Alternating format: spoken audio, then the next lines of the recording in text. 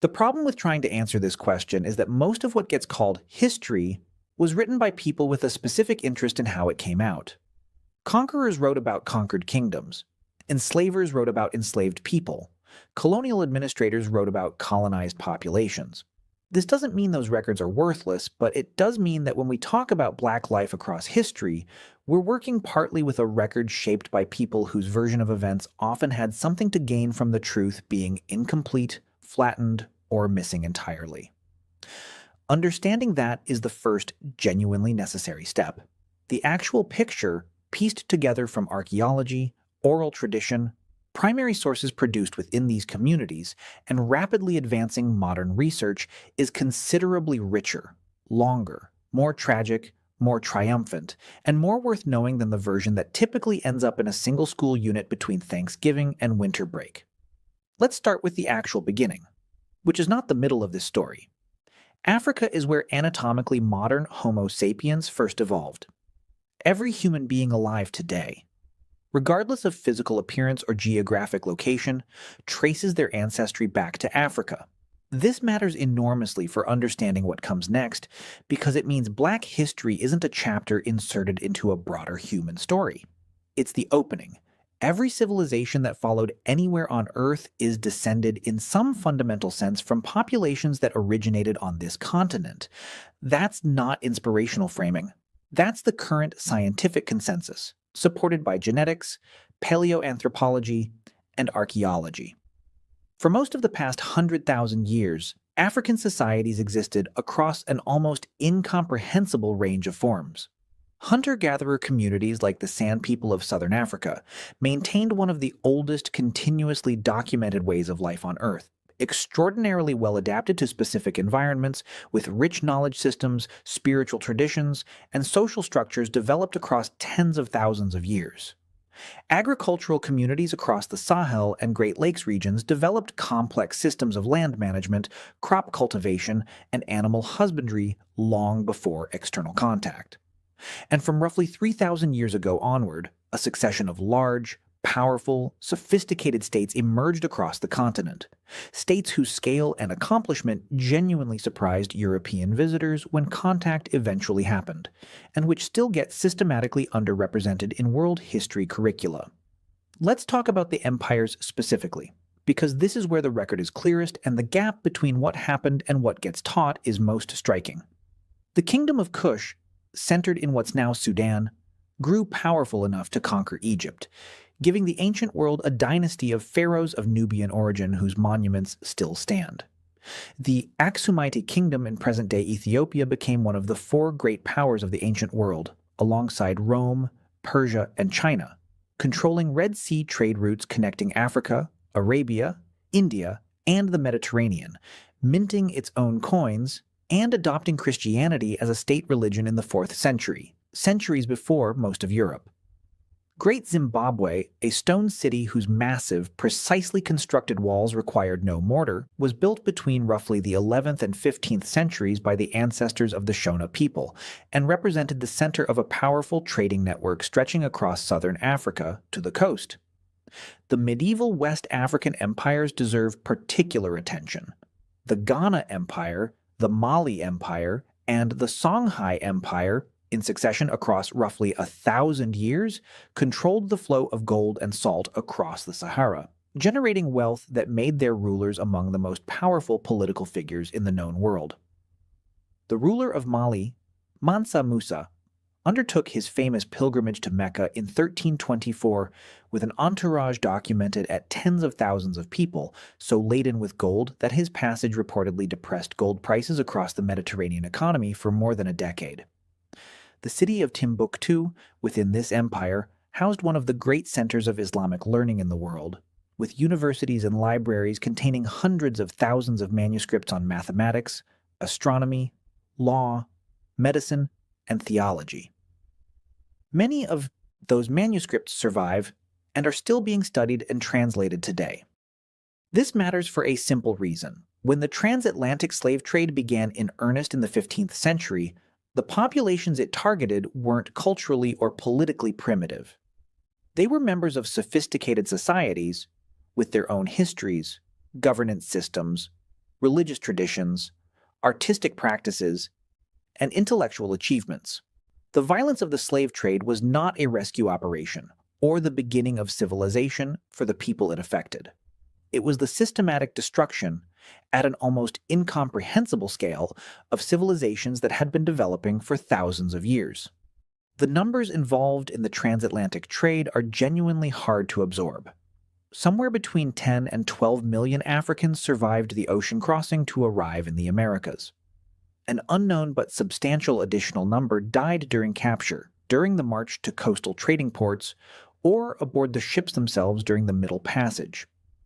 This forced migration, spanning roughly 400 years from the late 1400s to the mid-1800s, represented the largest forced movement of human beings in history up to that point.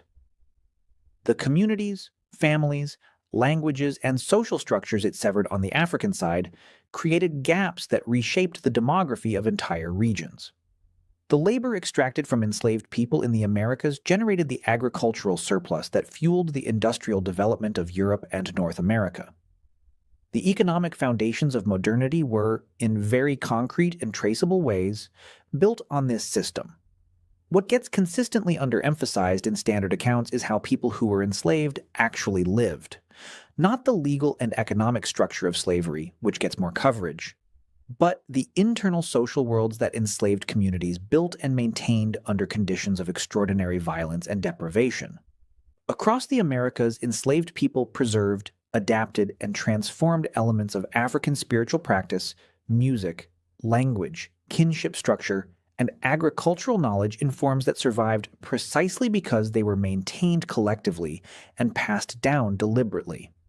The musical traditions that emerged from enslaved communities in the American South, blending African rhythmic and tonal sensibilities with the specific emotional vocabulary of an experience with almost no historical parallel, would eventually become the foundational vocabulary for essentially every major American popular music genre across the 20th century, including blues, jazz, gospel, soul, funk, rhythm, and blues, and hip-hop, an almost incomprehensibly large cultural bequest from a community that was legally denied basic human rights for the entirety of the period in which these traditions were being developed.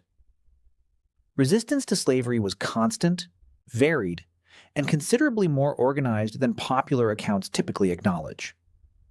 Individual acts of sabotage, flight, and self-liberation happened continuously. Larger organized rebellions, including the Haitian Revolution of the 1790s, shook slave-owning societies to their foundations. The Haitian Revolution deserves a moment on its own because it remains one of the most extraordinary political events in modern history. A colony of enslaved people overthrew one of the most powerful military forces in the world, the army of Napoleon Bonaparte, and established the first free black republic in the Western Hemisphere in 1804. The response from slaveholding nations, including the United States, was decades of economic isolation and non-recognition. And France extracted the equivalent of tens of billions of modern dollars in reparations from Haiti for the loss of its enslaved labor force, payments that Haiti continued making until 1947, and which materially shaped Haiti's economic development for over a century. The formal abolition of slavery across the Americas, beginning in the late 18th century and culminating in the United States in 1865, opened a period of extraordinary political possibility and almost equally extraordinary violent backlash. During Reconstruction in the United States, Black Americans voted, ran for office, held positions from local school board to United States Senate, built institutions, and created communities that demonstrated, unmistakably, what access to basic political rights would look like. This period was ended not by failure, but by organized, sustained, violent white supremacist campaigns that dismantled black political power across the South and replaced it with a system of legal segregation and economic subjugation that would remain in place for nearly a century, enforced by terror and backed by both state and federal acquiescence. The Jim Crow era that followed is often understood primarily through its legal and political dimensions, but its social and cultural dimensions are equally significant. Black Americans in the late 19th and early 20th centuries built extraordinary institutions under conditions specifically designed to prevent it. Historically, black colleges and universities educated generations of doctors, lawyers, teachers, scientists, and engineers when virtually every majority white institution was legally or practically closed to them. Black-owned newspapers like the Chicago Defender circulated nationally and shaped political opinion. The Harlem Renaissance of the 1920s produced a concentrated flowering of literary, artistic, and intellectual work that was not simply excellent by any standard, but specifically consciously engaged in the project of defining Black American identity on its own terms, rather than through the distorting lens of white American popular culture's degraded representations. The intellectual tradition running through this period is one of the most significant and consistently undervalued bodies of thought in Western intellectual history. Frederick Douglass in the 1840s was writing political philosophy of the first order, engaging with constitutional interpretation and the logic of democratic legitimacy at a level that stands entirely on its own merits, independent of its extraordinary biographical context. Ida B. Wells in the 1890s was conducting and publishing investigative journalism on lynching that combined meticulous factual documentation with moral clarity and political courage under genuine personal physical threat. W. E. B. Du Bois's concept of double consciousness, developed at the turn of the 20th century, remains one of the most durable and generative frameworks in American social thought. These weren't minor figures. They were among the sharpest political and social minds of their respective eras, writing from within an experience that gave them particular insight into the actual operations of power, law, and social structure in American democracy. The 20th century brought enormous transformations across both the African diaspora and the African continent itself. In the United States, the civil rights movement of the 1950s and 1960s is frequently presented as a period of appeals to American conscience that succeeded because the country recognized its error.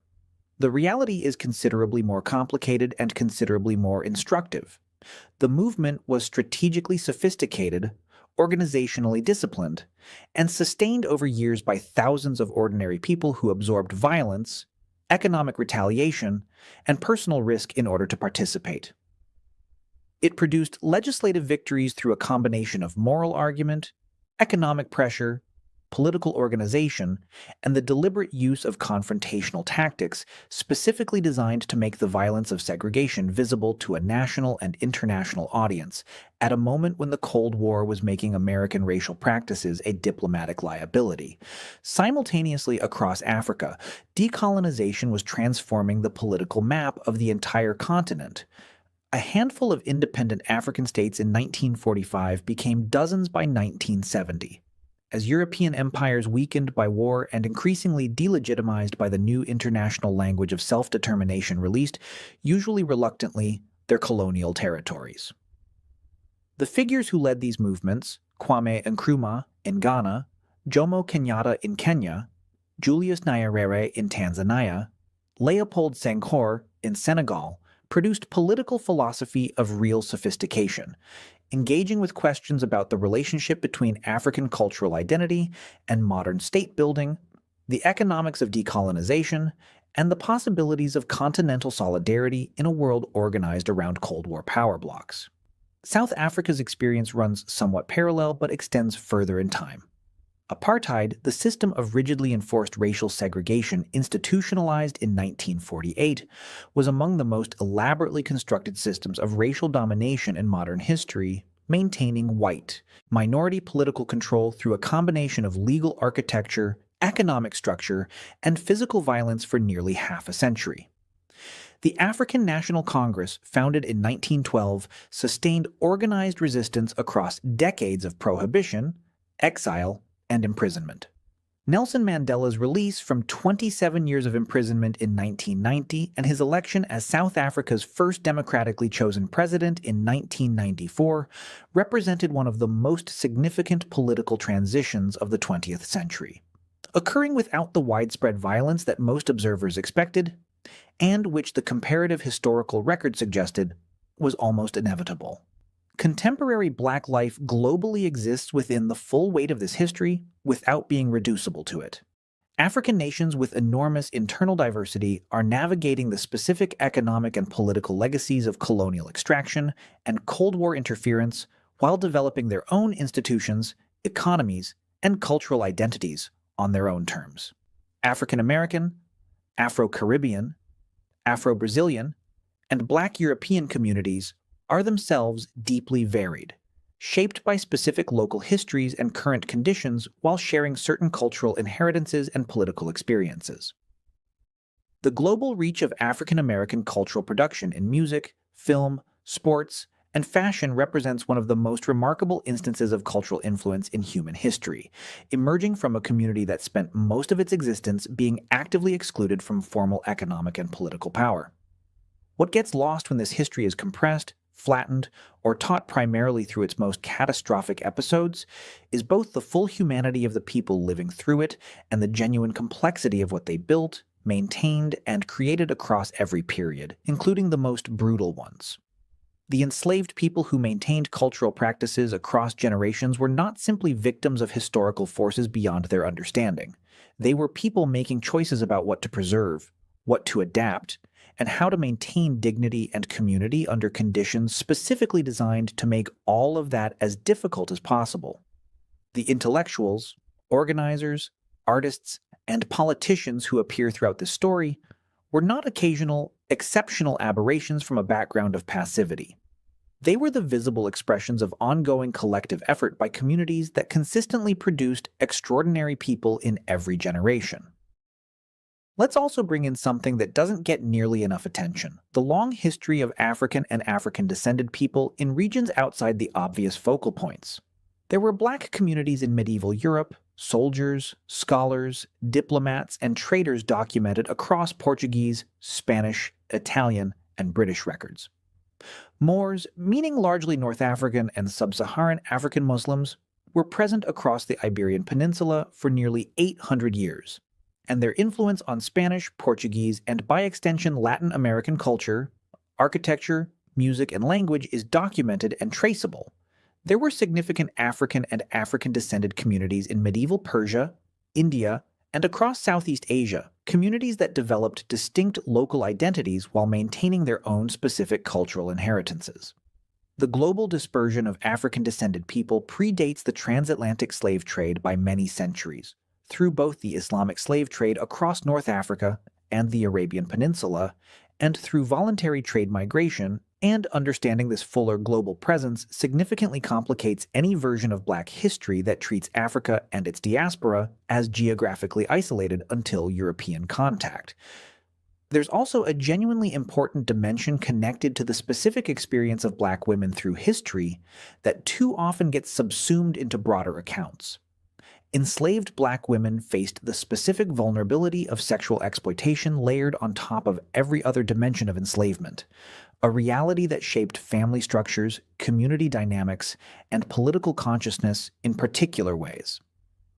The women of the abolitionist movement, Harriet Tubman making some 19 missions back into slave territory to guide hundreds of people to freedom, Sojourner Truth navigating the intersections of race and gender with formidable rhetorical power, were not supporting figures in a male-dominated story. The mothers who preserved cultural and spiritual practices across generations of slavery were themselves engaged in a form of ongoing, deliberate political resistance that the standard accounts rarely name as such.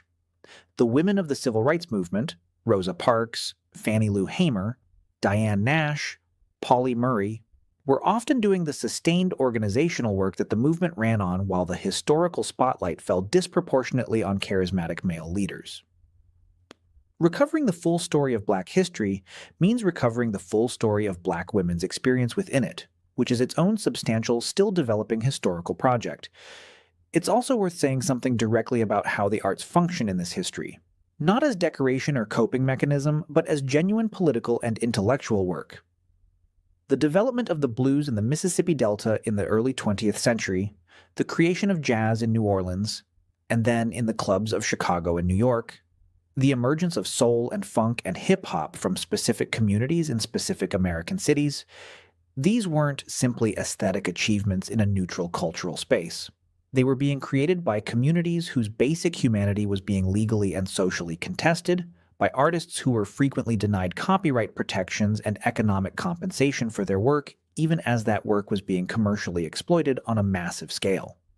The history of American popular music is, among other things, a continuous story of Black cultural production being appropriated, credited elsewhere, and then redeveloped by Black artists who found new forms specifically because the old ones had been taken.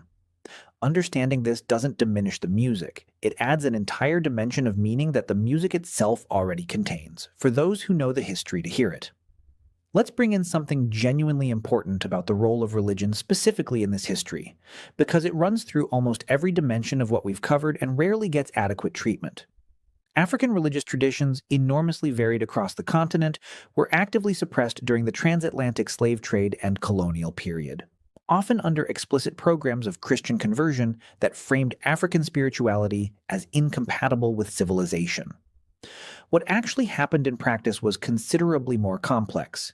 Enslaved people in the Americas created syncretic traditions, Vodou in Haiti, Candomblé in Brazil, Santeria in Cuba, that merged African spiritual frameworks with elements of Catholicism in ways that preserved African theological and cosmological content under the surface of formally acceptable Christian practice.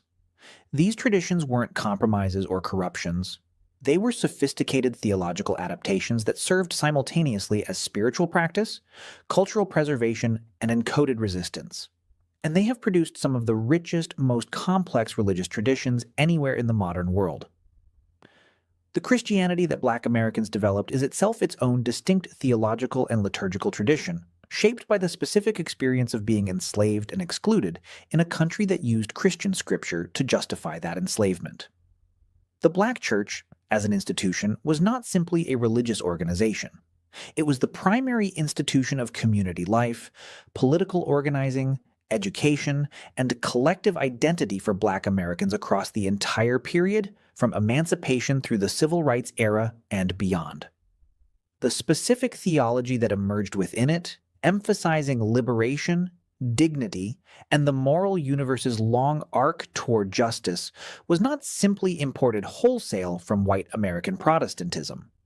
It was developed from within a specific experience of suffering and resistance, and gave the civil rights movement much of its moral language and organizational infrastructure. So what was Black life like through history? It was ancient before it was anything else. It was powerful and prosperous and scholarly before it was dispossessed. It was resistant and creative and organizationally sophisticated throughout periods when resistance required genuine courage. It produced intellectual traditions of the first rank while being systematically excluded from the institutions that recognized and rewarded intellectual achievement. It built community institutions, artistic forms, and political organizations under conditions specifically designed to prevent it. And it continues right now across an extraordinary range of specific contexts, geographies, languages, and political realities as one of the longest, most consequential, most genuinely global stories in the entire human record. The full version of that story is still being recovered, still being told, and by any serious measure, it is among the most important histories there is to know.